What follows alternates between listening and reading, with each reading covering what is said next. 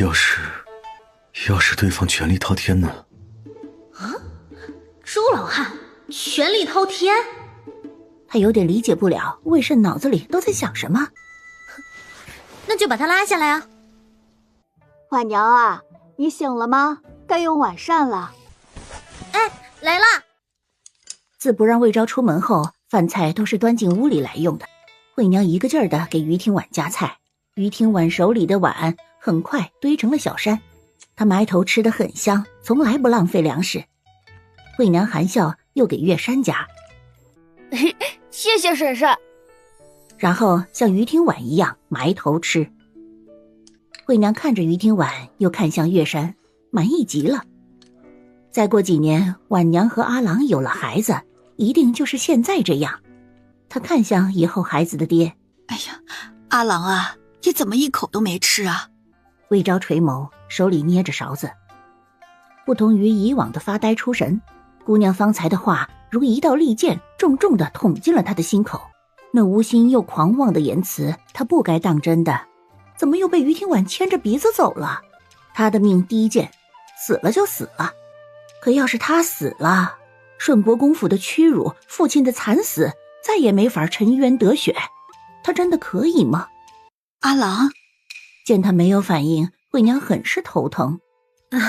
夫君晚些吃也行，如今他胃口不好，免得吃了饭回头神药都吃不下了。惠娘一听这话也觉得有理，回头把粥给温着。阿郎想什么时候吃都行。一家子吃了木食，惠娘开始收拾桌子。人参被切了一小块，这会儿正在锅里煎，里头还放了一些别的药材。魏昭还保持之前的姿势，一动不动的。于听婉瞧着稀奇，换到往常，他应该早就躺下装死了。不对，还是有区别的。魏昭在给自己号脉，他走过去挨近，问道：“哎，还能活几天啊？5天。”于听婉不信，不过他凑过去哄：“你把药喝了，没准就能长命百岁了。”魏昭沉默了一会儿，就在于听婉打算直接灌的时候，魏昭动了。他接过去，直接端起来喝了，没有磨蹭，没有玩心眼，竟难得的配合。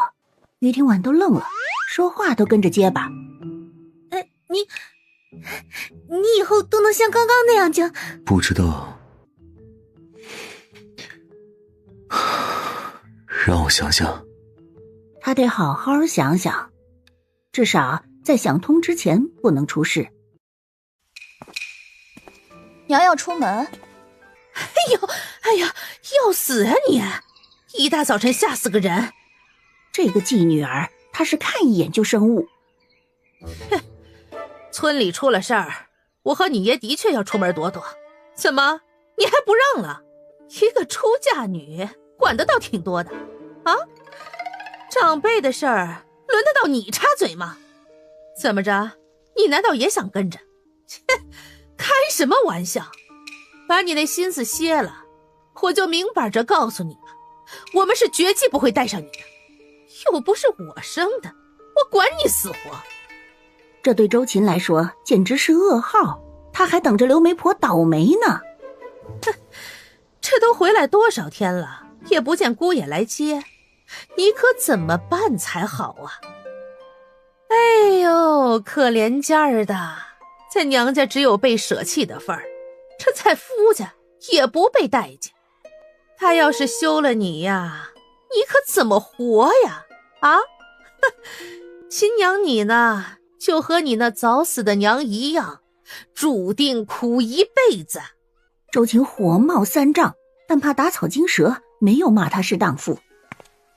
他存了一肚子的气，去找了吴大婶。婶子，你上次说的算命先生到底准不准呢？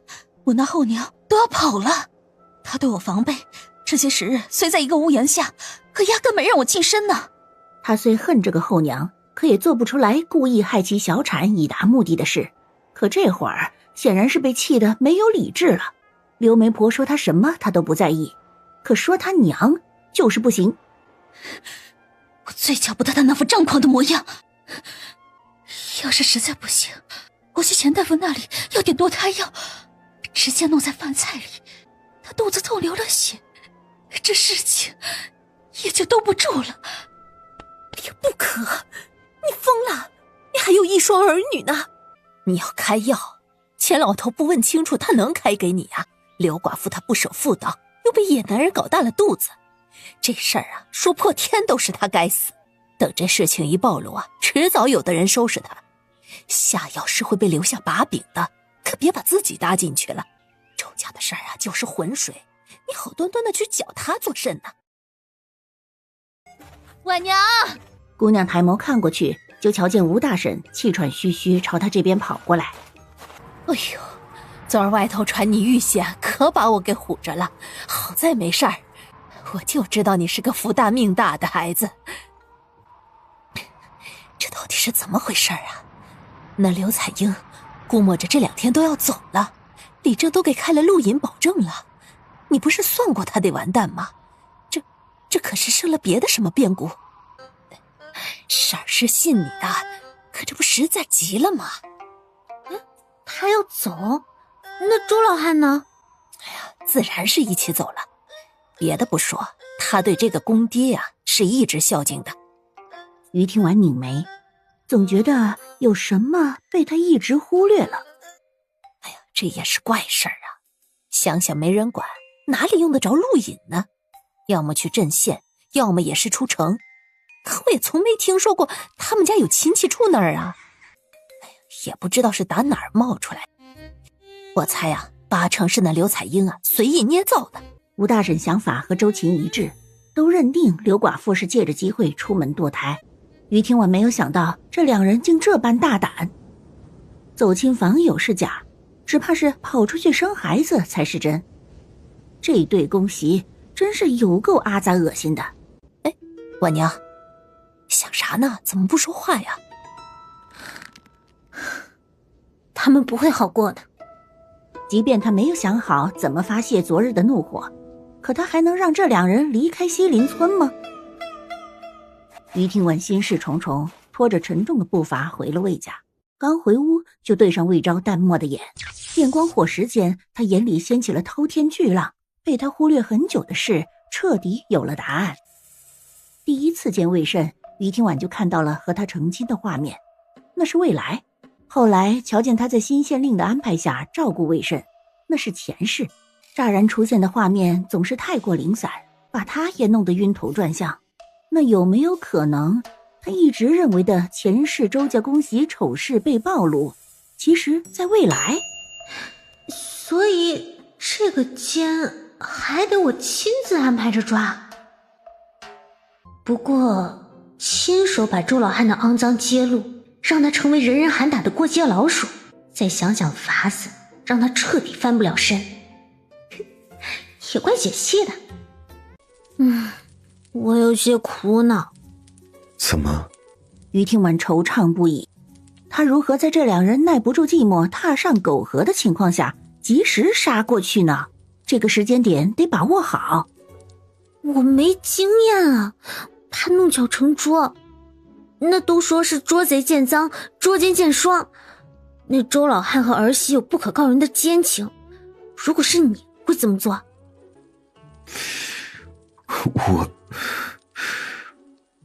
我难道就有经验了？也是啊。可这么个能惊掉人下巴的丑事儿，魏慎怎么半点不好奇啊？算了，只怕这天塌下来要把他砸死了，魏慎都不会眨眼的。我听吴大婶说，周琴前夜里看到刘媒婆屋里有2道人影。周琴夜里举着灯在周家墙角四处查看，就想看看有没有奸夫的脚印。这地上有血，脚印可不算难找，只是周琴却没看到猫腻。他就怀疑自个儿看错了，可哪里知道继母屋里藏着的就是他阿爷。好乱呀！不过他如今回婆家去了，吴大婶说他男人找上来，说孩子发了热，如何也退不下去。周琴一走，家里没人了，那2人肯定就肆无忌惮不要脸了。也是，周琴在，他们还要顾忌着，只能夜里私会，白日哪敢宣言。那两人如今要跑了，听说行李准备了不少呢。哦，他们家本来是有牛车的。村里有牛车的也就那么几户，李正家的、施寡妇家的，还有就是周家了。可如今有也用不上。先前胡大柱去镇上接胡耀祖，就是去他家借的牛车。刘媒婆多会做人啊，上赶着愿意和读书人打交道的。那周老汉向李正借，李正没答应，他就又去向施寡妇家借了，说愿意给钱，大不了我买下来。那施寡妇哪里缺钱啊，让他滚去做梦。周老汉只好去隔壁村问了，看样子是急着走，只怕我还活着的事让他接受不了。唉，可我想了一路都没个结果，真的一个头两个大了。夫君，你帮我参谋参谋。见他事不关己高高挂起，于听完绞尽脑汁想要爆发他的潜能。你想想，以后我要是背着你和别的男人。魏昭眯了眯眼，于听完努力打着比喻，还不忘抬手朝一个方向点点。就在咱们才躺过的床上做了对不起你的事儿，你会怎么对付我？魏昭都要气笑了，他还真的什么都敢说。你不会。于听晚提到周家时，语气里的鄙夷是骗不了人的，何况相处数日，魏昭还能看不出他的脾性吗？那你倒不必这么信任我。你要是对我不好，也不是没有这种可能嘛。你为人坦荡，不会在为人妻的情况下做见不得人的事。那谁说的准啊？也许那人有钱有权，长得又比你好，我一时鬼迷心窍也说不准嘛。比我长得好。上京谁不知道顺国公府的公子眉如墨画，俊朗如玉。在国子监读书时，他便是出了名的金贵清雅。我长得不好？于听完眼神飘忽，不想打击他。魏昭看他这样，有了答案。你什么眼神？我眼神怎么了？我眼神好着呢。你多弱不禁风，心里没数吗？你重心抓错了，我们明明是说你要怎么对付我呢？魏昭却觉得样貌那个才是重心，实在是这几日听了太多夫君的称谓，魏昭也被洗脑的厉害。他拧了拧眉，那我会杀了勾引你的姘头，剁成肉酱，包成包子，给福母加餐。切！那你怎么料理我啊？你犯了错误是不可饶恕，可要是我对你足够好，你又如何会被别人哄骗？啊，这种事儿你竟然也能忍？一个主意正，不屑投机取巧，不被世俗蛊惑，宁愿嫁给一只脚入土的病秧子，也不愿以色示人往上爬的姑娘。你让我怎么去信他会做出那种糊涂事？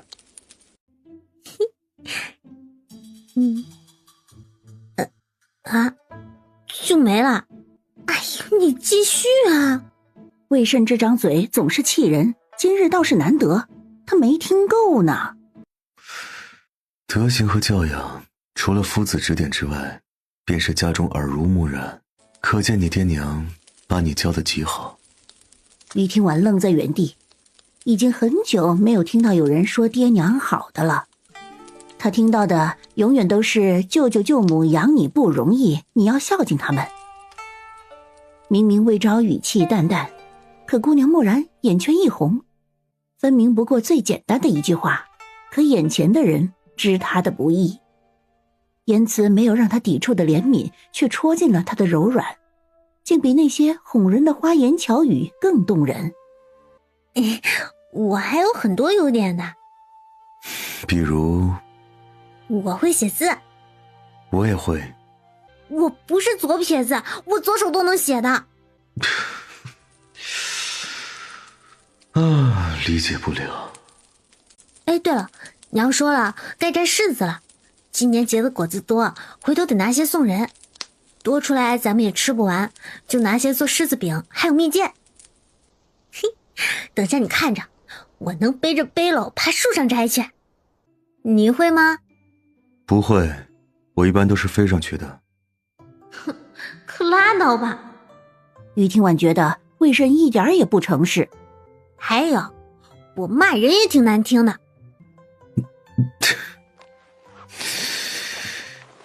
这些也算是优点吗？哼，没听出我是在威胁你吗？突然他想到了什么，姑娘直接去抓魏昭的手放在自己的腰间，她力道很大，已经做好了死活不让魏昭挣扎缩手的准备。我腰细。魏昭眼睛颤了颤，手下的触感让他坐立难安。姑娘那一截细腰盈盈可握。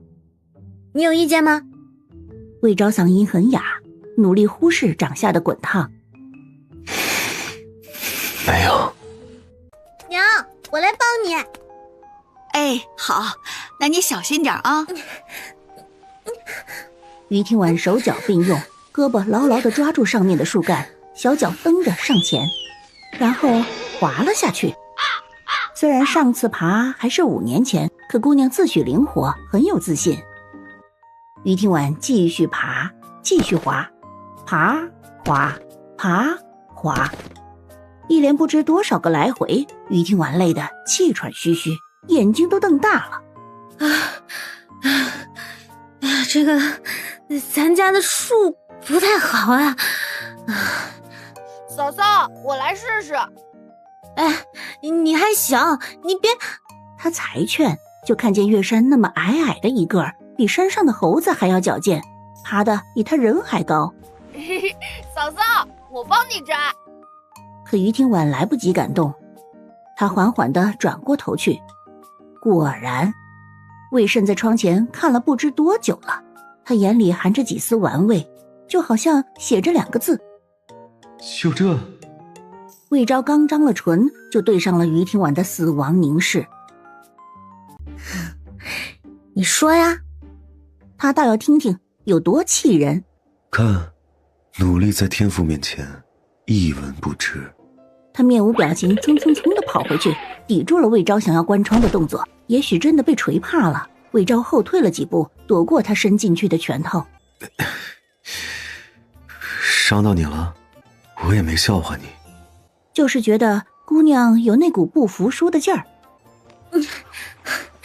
你行你来啊！魏昭如今用不了轻功，便是有心帮忙，也没法用石头把柿子给打下来。一则手腕无力，二则柿子掉地上得稀巴碎。于听婉本就心思细腻，见他沉默，便开始反省是不是伤到他了。不过我能做别的。啊？什么？哎呦，还是算了吧，你在屋里好好待着，别瞎折腾。说完，他又止不住好奇问：你打算做什么？给你打气。是的，这的确是他唯一能做的事。姑娘深吸一口气，掉头就要走。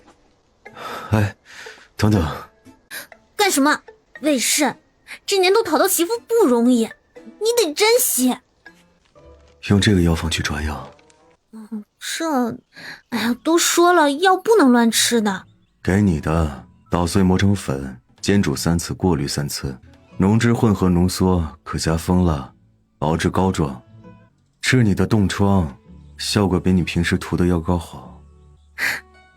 父亲，虽然你心里想着我，可那药膏我是狠心花了6文钱才买着的，那可是镇上医馆的大夫亲手做的。6文，难怪味道刺鼻，质地粗糙。钱大夫都说药膏做的极好的，还说他也买了。他医术不行。你行啊。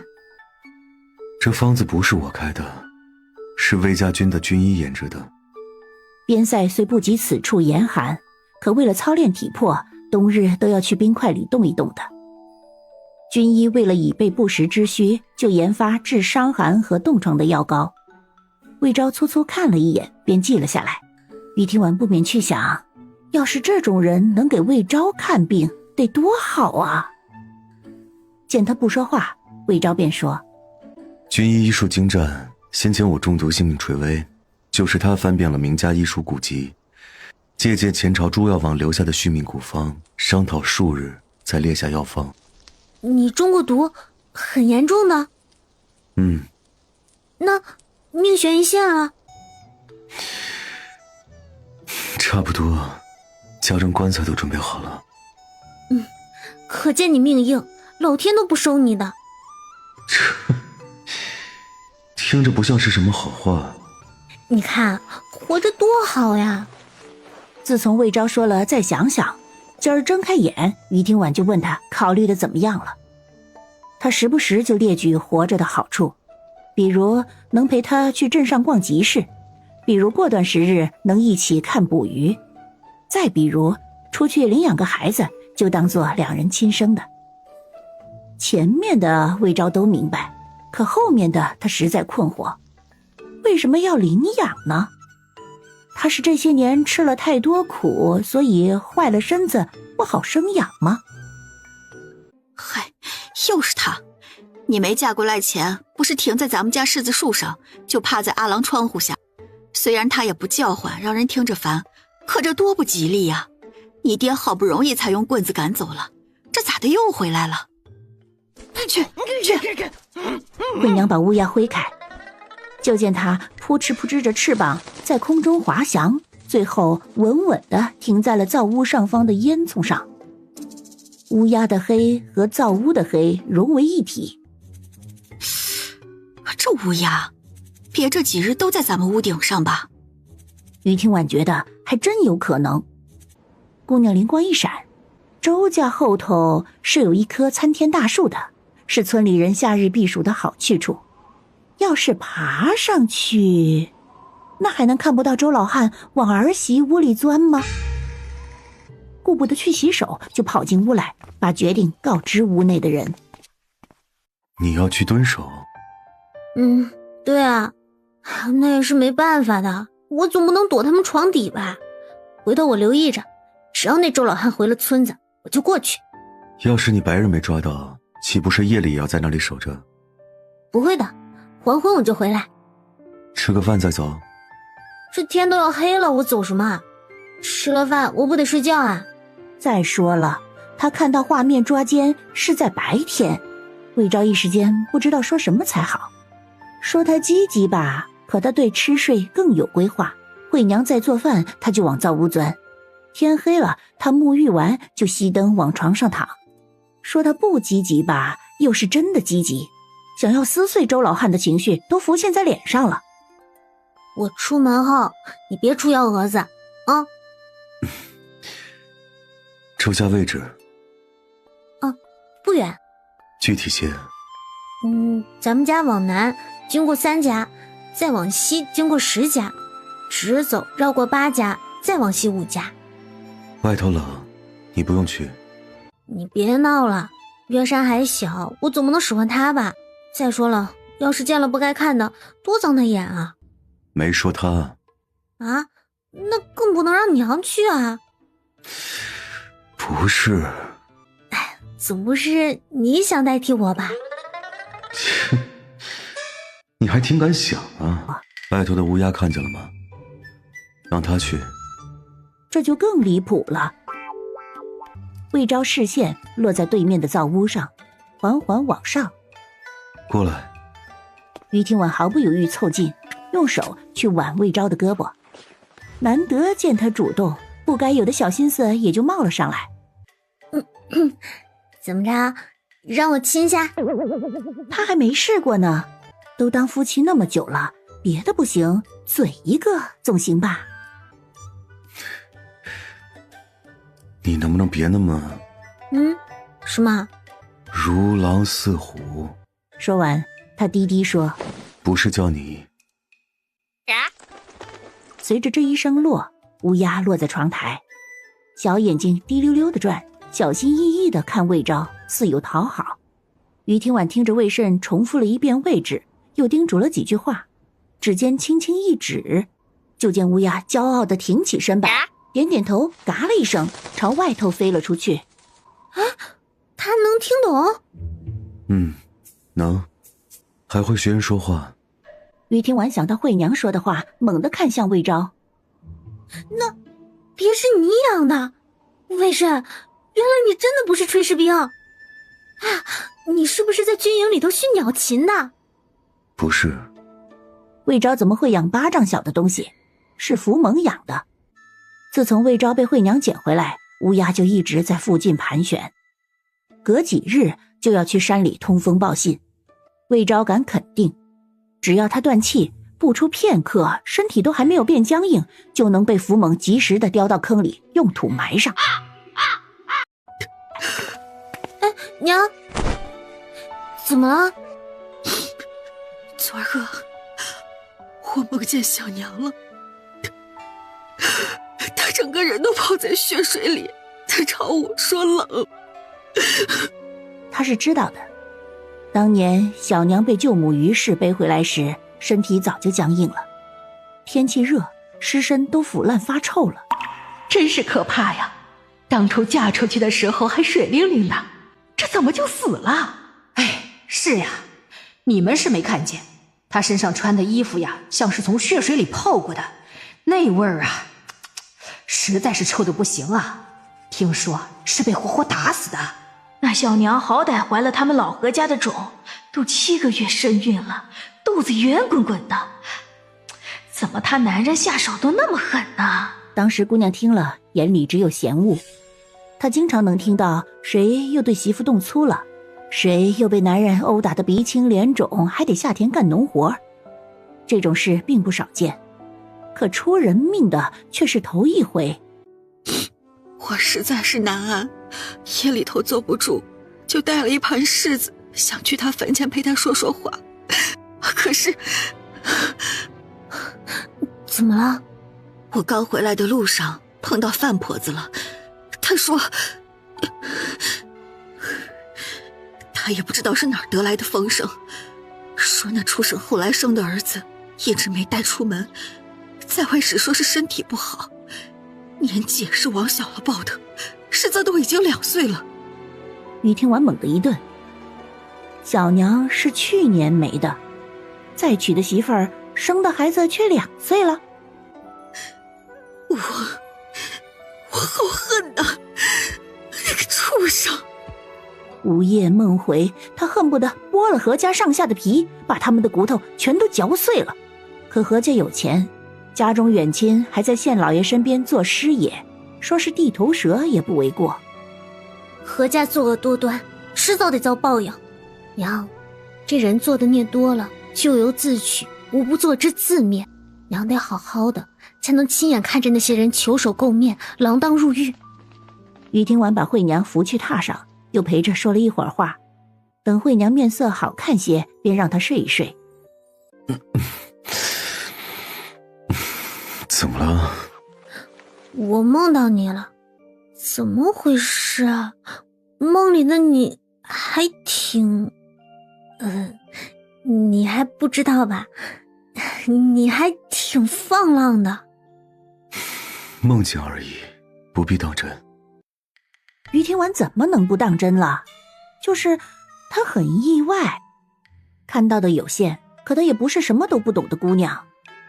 想到魏昭不举，却并不逃避，还用手给他，上辈子的他是什么感觉？通感并不能传递，可未经历人事的于听婉就有点接受不了了。哎，你的手是挺好看的，就是太长了。哎，我也不是说不喜欢啊，只是，哎呀，那是用来干活写字的，你不能瞎用，就为了弥补你自身的不足。魏昭觉得莫名其妙。哎呀，魏慎，心意到了就行了，你不用为了我做那么大的牺牲。屋内点着炭火，很暖。待魏昭睡醒，外头天光已大亮。老是看我做甚？我在看一个人怎么有2副面孔啊。魏昭古怪地看向于听婉，从昨儿夜里起，于听婉就不太对，真不怪魏昭没有多想，实在是姑娘眼神清灵灵的，干干净净，没有羞涩，只有好奇的打量，只是打量的不是他的人，是他的手。他惹你了？也许吧。哦，那忍忍，总不能给他剁了。这话是没法再聊下去了。于天婉刚凑过去，魏昭就往里挪了挪，避开。说话归说话，不要靠太近了。怎么还避之不及了？难道我还能对你怎么样吗？别人是不会，你真说不准。这个不肯，那个不让的，那些去窑子里找乐子的男客还没花银子呢，都能借着机会揩油摸一把小手。我们还是正经夫妻，拜过天地的，你伤到我了。别这样，我还挺怕的。于是他又挨了一锤子，魏昭就闭嘴了。于天婉仍旧不解气。也就是这个时候，他听到了嘶哑的嘎嘎声，姑娘倏然看向窗口，是乌鸦回来了，一蹦一跳，探头探尾，它的羽毛黑而泛青紫，名唤青鸦。于天婉的眼睛霎时就亮了，青鸦却没看他，绿豆大小的眼睛殷勤地望着魏昭。在魏昭抬眸看他时，青鸦一下子就挺起身板，绘声绘色地学着听到的话，听到的脏话。嘿，他娘的老混账，死了都没地儿埋。好不容易找到愿意卖牛车的，我没嫌牛又瘦又老，他竟张口好意思要3吊钱。这一听就是周老汉说的话。于天婉惊讶，魏昭是说过乌鸦会说话，可这还是他头一次听呢，还挺字正腔圆的，甚是学了周老汉气急败坏的语气。饭婆子在门口偷偷摸摸，别是惦记咱家的银子了吧？那阿杂老货整日只会东家长西家短，他私下骂公爹你一副短命相，被我逮着了，还死活不承认，一张嘴臭得能喷粪。那赔钱货呢？走了，说是孩子发热。活该，让他回娘家，遭报应了吧？要我看，那孩子最好也死了。公爹，再怎么样，那孩子也喊你一声阿公。一口气说的太多，青鸦有些累，他缓了缓。又不是咱们周家的种，谁稀罕？彩英，我只在意你和孩子。于天婉有那么一瞬间想吐，怪恶心的。再去。青鸦扑扑翅膀又走了，半个时辰后又回来了。他蹦蹦跳跳。哎呀，你个死人，怎么又嗑药？那赔钱货在，你我都多久没有睡了，你就不想吗？我动作轻点，顶不到咱们儿子。哦，壮阳。于天婉知道他得行动了。青鸦还要说什么，在魏昭的冷冷眼神中熄火了。魏昭是真的觉得这些不堪入耳。魏昭轻咳一声，看向于天婉。他很兴奋。李正家请来的猎户共有6人，精神抖擞，背着剑齐齐出发，准备往山上赶。哎呀，辛苦你们跑这一趟了啊！哎呀，凡事小心呐啊！叔放心，我们哥几个先去看看。西林村可是给了辛苦钱的，再说了，要是把虎杀了拿去卖，都能换不少钱，只是不知好不好对付。他们一走，村民都挤在李正家里等消息，实在是心里慌，昨儿一宿都不敢睡。就在这时，有乌鸦飞了过来，在空中盘旋，没人留意它，可架不住它在大声叫唤。哎呀，好急死了，先脱衣裳啊！所有人都好奇看了过去。哎，怎么他会说话呀？成精了吗？哎呀，这也不稀奇，之前县里卖鹦鹉的就说过，鸟禽能驯，说他们呀能学人说话。可咱们村谁养这种玩意儿啊？青鸦继续叫唤。公爹，你说我好还是婆婆好？所有人惊愕，全都面面相觑。他们这是听到了什么？什么啊？谁呀？咱们村的？不应该吧？青鸦撕心裂肺，大声回答了。当然是彩英你啦！李莲相当窝火。要真是恭喜罔顾人伦做偷鸡摸狗的脏事，丢的会是周家的人吗？是西林村上下的脸。要是传出去，不知道多少人看笑话。这事儿啊，我觉得80%是真的。这刘媒婆她发的什么癫？当初那么多人劝她改嫁，说寡妇不好当，让她重新找男人过日子。哎，她不听。好啊，原来早就找了，还偷到她公公头上去了。哎呀，跟你说呀，一个巴掌拍不响。那周老汉又是个什么好东西？上回啊，还色眯眯瞅着我家刚过门的儿媳，哼，被我儿子追着打。这周老汉又老又丑，他图什么？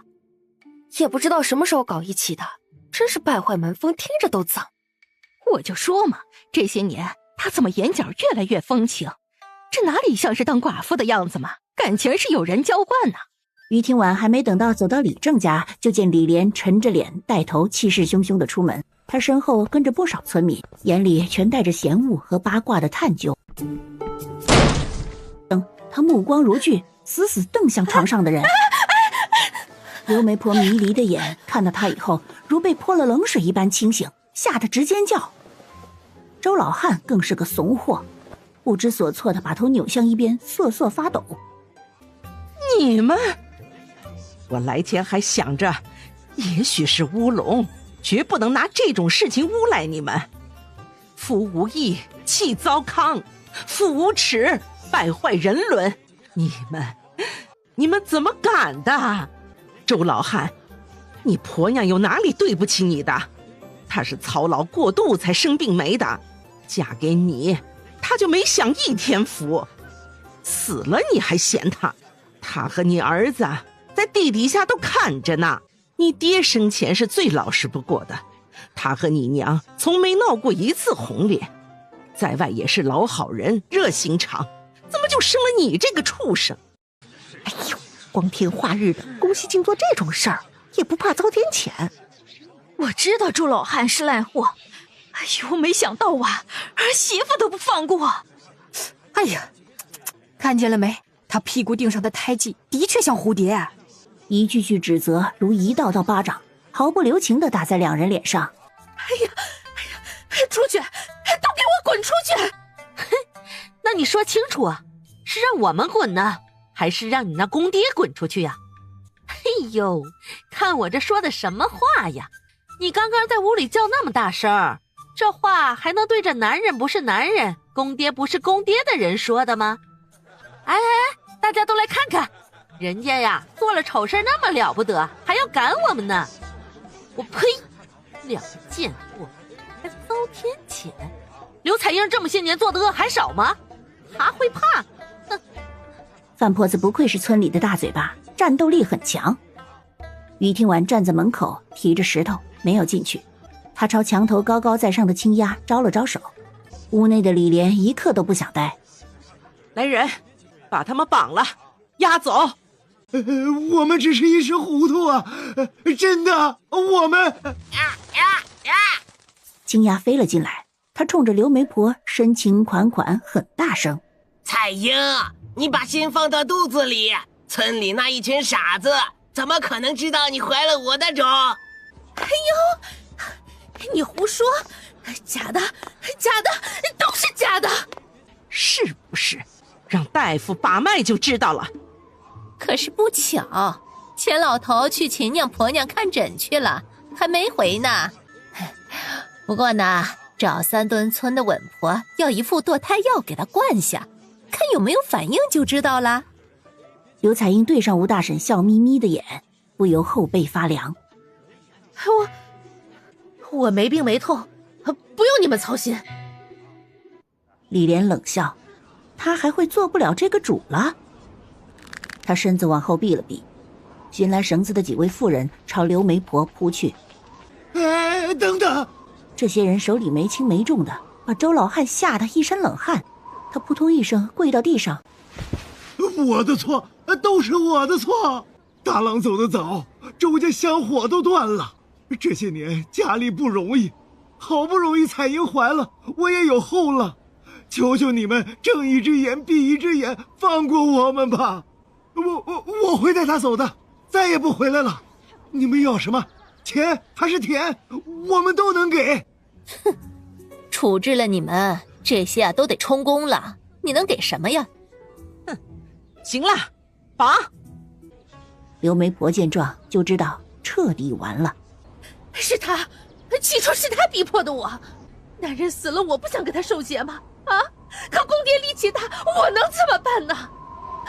这孩子我一开始就不想留的，是他一定要让我生。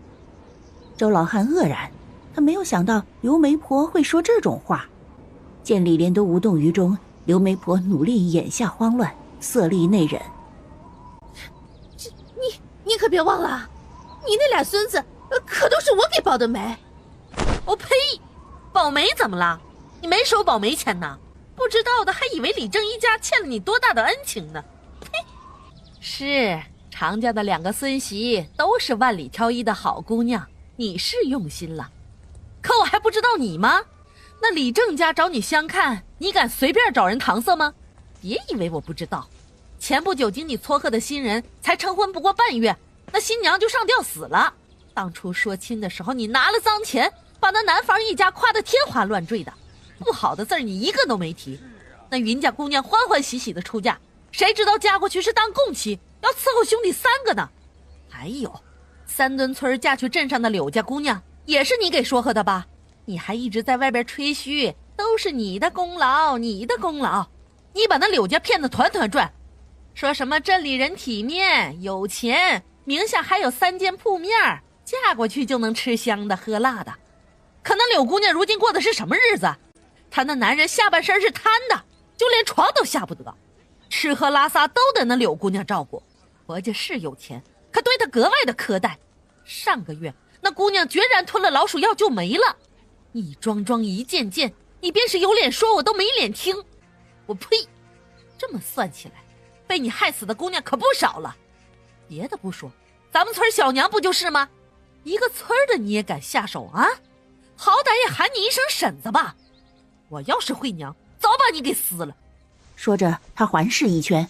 板娘呢？范婆子暂时放下先前恩怨，语气夸张。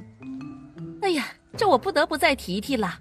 王翠花和这个贱货谈妥了要把你嫁给董乡婶的事儿了。哎呦，也得亏呀，你进了这魏家的门啊，不然只怕早被这2人五花大绑着，偷摸塞进董家的轿子了。哎呀呀，是了，还是他亲口给捅破的呢。哎呀，也不知怎么就愿意做人了。哎呀，这件事儿啊，村里很多人都知道呢。婉娘，你还被蒙在鼓里吧？李莲面色一变，下意识去看于廷婉。这话可不能胡说呀。王氏虽然糊涂，可这种事他如何敢？且不提胡大柱迟早要回来的，跳组还要考取功名。哎呀呀，你快停了吧！这件事都锤死了。李正是为了保全读书人的名声，才不让我们说呢。他怎么就不敢了？对外说婉娘消失了，不见了，那不就行了吗？而且咱们村不是来了不少外乡人吗？其中就有那买卖姑娘的牙婆呢。回头说陆姐疯了也就走了。这王氏要是梗着脖子说婉娘也被牙婆敲晕拐走了，那也不是没有可能啊。就那牙婆之前还在村里打听过于廷婉呢。等胡大柱回来，黄花菜都凉了。这一个泥腿子有什么法子把人追回来去证实真伪啊？对了，山上如今还闹虎呢，前些日子都说婉娘被吃了。要是她没嫁进魏家，王氏没准就借着这个大好机会把人给送走了。前世王氏不就是说于廷婉被猛兽吞食的吗？范婆子还真是处处给姑娘惊喜。哎，好像前一阵子王翠花的确和刘彩英走得很近呢，被我撞见好几回了。怎么会这样呢？哎呦，可不就是这样吗？我这心疼你呢，还能骗你不成？我舅母是恶毒了些，是品行坏了些，也是蠢笨了些，可在所有人都以为姑娘不信要拼命为王氏开脱时，他们听到脆生生的一句：好吧，是他会做的事。今日发生了太多的事，李正在见了被李莲五花大绑回去的周家公媳后，就发了好大的火。先是封口，下令不准让村里人往外说，这点大家没有异议。我回来了啊！怎么出门了？这天都要黑了，我还想着做好菜出去寻你呢。他本以为于廷婉又上山了，要不是魏昭说他只是去别人家做客，惠娘得急。娘，我弄到了牛车。一听这话，惠娘哪里还顾及得了别的？她忙问：我怎么就想不到？这还是你考虑的周到，是该提前和李正说一声，回头咱们要是进镇了，得借他们家的牛车用一用。没向常家借。惠娘没有多想，也是，李正家的牛车都是村里应急的，他们去镇县也不知何时能归，要是借走，只怕乡里乡亲不方便。那回头呀，我弄些烟豆角给你师婶子送过去。也不是师婶子，就周老汉他3吊钱弄来的牛车，如今是我们的啦。我都牵回来了，这会儿就在院子里。娘，天冷，夜里更甚，要不咱们给他弄个棚子，别给冻死了。他会心疼的。惠娘耳边嗡嗡的，连忙拿着锅铲追出去看，柿子树下不是牛是什么？惠娘怀疑眼睛，一下子找不到自己的声音。那周老汉就不走了？哼，那刘彩英她能有那么好心？这里头别是有什么猫腻，她想不通，莫名不安，但不忘及时叮嘱：婉娘啊，日后少和他来往，他们一家子都不是善茬。惠娘寻思着，婉娘脾气好，一看就是要被欺负的，偏偏她无能护不住。周家那种人，他们惹不起还躲不起了吗？娘，我知道的，也不好再往来的，只怕用不了多久就要阴阳相隔了。我要是再看到他，得怕呢。天色昏暗，对面屋子的窗户被人从里面缓缓支开一角，于廷婉一看就知道是魏慎的手。魏昭刚把窗户推开，就瞧见了于廷婉冲他含笑的眉眼，璀璨又夺目。他袖下的手不自觉蜷起，神色却依旧往日的平静。怎么处理的？不知道，这2人如今还在李正家里跪着呢。想到那2人被村民一人一口唾沫的画面，他就格外愉悦。李正应该也为难，不知怎么处理。不过我建议他了，我说也不急着收拾，先扔到柴房关一关。这些时日大家都忙呢，哪有功夫收拾他们？不过得让人看管着，要是让2人逮着机会溜了怎么办？我还建议，之前被周老汉恶心过的妇人可以轮番去守着，不顺气的话打一顿骂一骂，就当发泄了。可我又实在怕他们不得闲，便好心说一定有人愿意帮忙的。就比如那隔壁村上吊死的云姑娘的爹娘，3墩村柳家人都愿意和刘媒婆叙旧的，我和娘也愿意每天过去转转。谁敢惹你呀？魏昭眼里闪过自个儿都不曾察觉的笑意，转头却看牛车。上了年纪的老牛果然很瘦，他没有看到青鸭，只怕又上山了。李正做主给的？那当然了。不应该吧？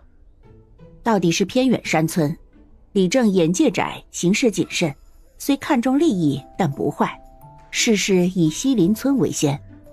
要说他做主把牛车借给他们用，魏昭信；可说他直接送了，这不像是李正能做出来的事。魏昭挑眉问道：你是怎么要到的？于廷婉抿唇，有些不想说，他别过脸去。明白了。你明白什么了？应该是他没拦住。于廷婉心虚的把头垂下，去看无措搅动的手。是的，没拦住。你牛哪里来的？周家签的呀。谁让你签的？我要了。哎，那不是你。我要了。好啦，不用送了，我要带着他回去吃饭了。于听完真的急着回家，他更觉得这牛和自己有缘，可李正能让他拉走吗？当时就追了出来。你要是外头捡了钱，我也不说什么。这牛车呀，到底是别人家的，你不问自取就是盗。说得对，道理他都懂，可他不听。姑娘牵着绳子，没有要放下的意思。大禁律法，做事通奸可随意处置，无需上报衙门。我听说北方就有嫂嫂和小叔子好上的事儿，是他们族长出面料理的。那族长铁面无私，最容不得这种事。他便下令将女人挑断手筋脚筋，装进垫着石块的猪笼里，浸入水中，再把奸夫乱棍打死。族长生怕惩戒力度太轻，又恐旁人存有侥幸心理，为了让族中男人管好下半身，以此为戒，他命每人都去打石棍，将奸夫打成肉泥才肯罢休。我想周家的事可比那叔嫂更恶劣。万事如意，劝人休蛮美，举头三尺有神明。人一旦滋生贪念欲望，是不会知廉耻的。这种事一味封口不严惩，定会酿成大患。惩罚也该比他们重，就该杀鸡儆猴，当着全村人的面狠狠地罚。走到这一步，是他们咎由自取。我的事，小娘的事，还没好好和他们算清，已经很讲道理了。被这种人算计，不是我们活该，更不是小娘该死。衙门不办事，是县老爷不作为，并不是说这件事就彻底过去了，我魏家就不计较了。我今儿就把话撂下了，那何家也迟早遭殃，不信的话等着瞧就是了。既然这两人迟早都咽气，都得死，牛车便是无主的，我带走，碍着谁了？于听婉环视一圈，还是说大家伙有意见？是的，他们也有，谁家不想要牛车呀？可他们想到魏家的遭遇，又想到周家的可恨，以及于听婉方才说的话，姑娘明显觉得把周老汉打成肉酱，还认为惩罚轻啊！真是用最温柔的语气说着最狠的话。没有，你拉走吧，回头带阿郎去镇上。要是你们不会驾牛车，我让我家三郎送。是啊，天快黑了，我娘路上小心。李正憋了憋，大家都没有意见，他也不会抓着这事儿不放。之前拦住于听婉，也是他怕村民会背后说闲话，说他偏袒魏家。走吧。我不在，你在家老实吗？药都喝了吧？魏昭身子往边上移了移，让于听婉自个儿去看桌上空着的药碗。姑娘对此很满意。那你有想我吗？没有。哦，好吧。他的回复让魏昭有些意外，姑娘这会儿倒是好打发。可我想你了，所以你要反省一下。他抬起手，没有捶他，而是一把握住了男人的手，果然是凉的。魏昭身上好似一直都暖和不起来。哎呦，你怎么不早说啊？外头冷，夜里风也大，你该早点关窗的。夫君怎么能只顾着和我说话，而不顾及自己的身体啊？等熬不住了才关门。下次可不许这样了，我又不会怪你。好在你娶的是我，要是换成别的姑娘，定会误会的。可见我大度，还懂你，你可真是摊上宝了。魏昭可不这么想，他只觉得自己是摊上事儿了。松手。于听婉没松，还趁机摸了一把，反正很满足。我能不能？不能。我还没说呢，我能不能夜里和你睡一个枕头？我会小心的，一定不会戳着你的伤口。你身子未寒，咱们爱在一起，能相互取暖。不能。那周老汉和刘媒婆就一个枕头，怎么我们就不成了？你拿我和他们比？哦，是啊，我又不喊你爹。哎，然后他被魏昭推出了屋。于庭婉眼睁睁地看着房门被关上，可像他这样大度的媳妇儿是不会计较的，立马扭头干活儿。娘，我来帮你。于庭婉解了牛脖子上的牛轭，把车板和他分开。惠娘和月山在院子角落简单用木头围了一个栅栏，又扔了不少茅草进去给老牛住下。屋内的魏昭靠在门后，头还是晕眩，身上没有力气，呼吸都有些沉闷。这几日吃着山参灵芝，效果是有的，脉搏跳动都比以往有力了一些，可还是哪儿都疼，哪儿都不爽利。婶儿，哎呀，大喜啊！我爹刚收到柳安城那边的消息，说他们朱知府要往咱们这边过去镇上。他们什么时候过来？估摸着晌午就到了。咱们村偏僻，大雪封山，通往镇县的山路厚的只怕有膝盖高了，石头路径，冰雪一冻，异常的滑，路途又远，走了只怕要出人命。这些时日倒是艳阳，可远还没有到能通行的地步。本想着一日拖一日，那魏慎怕是拖不起，可如今不一样了。再过些时日，那魏将军的棺椁就要往泽县过了。听说皇上派了五皇子和不少大官来接魏将军尸骨回去，附近几个城的知府县官可都坐不住了，纷纷往泽县赶，八成是想在上京那些贵人面前露个脸呢。啊，可不是封路了吗？娘，柳安城去泽县只有2条路，其中一条得过桥，可那桥年前就塌了，也不知朝廷拨下来的钱被上头贪没了，还是一层层下来，经手的人都拿些不够修路了，一直耽搁着没动工去修。咱们这里成了必经之路了。虽然你说的对，但是未免也太大胆了。这里为穷苦之地，并非繁华地带，道路不能四通八达。那朱知府要是愿意绕远路，也能去泽县，可那时魏将军的棺材早就被接走了，他可赶不上。至于那朱知府领着手下管辖的一干县官如何过山路，自然有他们的法子。撒粗盐开道也好，让手下的人提前用铲子开路也好，总归有人愿意劳民伤财去各种想法子，这都是他们寻常百姓做不了的。多亏你跑一趟，带我向李正说句谢。哎，先别急着走，一并把柿子带上吧，家里要收拾，我就不去见婆婆了。屋里的魏昭听到姑娘笑得格外欢快。娘，咱们收拾收拾，回头就远远跟在那知府后头，带夫君治病去。瞧瞧，老天都在说夫君命不该绝。魏昭这会儿坐在榻上，垂眼不知在想什么。你在想什么呢？在想人便是死了，也有人不让他安生。那五皇子都来接了，可见朝廷是很看重你们将军的。五皇子可是圣上最看重的皇子，我听说他自个儿也争气，除了不是皇后娘娘所生，其他都不比太子差。魏昭将军丧仪排场，那可是实打实的体面。话音刚落，姑娘就察觉魏昭抬眸在看她。你这怎么了嘛？他9岁那年把伺候自己的公公挑断了手筋脚筋，折磨而死。他精于算计，又虚伪做作。哼，你当宫里那位真看重他，不过是用他对付太子罢了。啊？他还不太聪明。谁说的？我说的。啊？我就知道你又开始胡说八道了。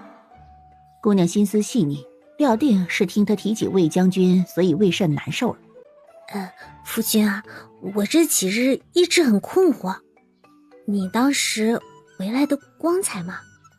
哎呀，我就是有些担心了。你有秘密要是不想说，我是不该多问的。可夫君，你得让我心里有个底啊。这次镇上的大夫要是看不好，我们就得去泽县。可我又担心泽县的大夫要是夫君和魏家军那边有冲突矛盾，咱们也好避着些。也不怪他多虑，魏慎胸口分明是被兵器所伤，边境离西林村又相隔甚远，他担心魏慎是趁着魏将军战死，军营大乱逃回来的。你以为我做了逃兵？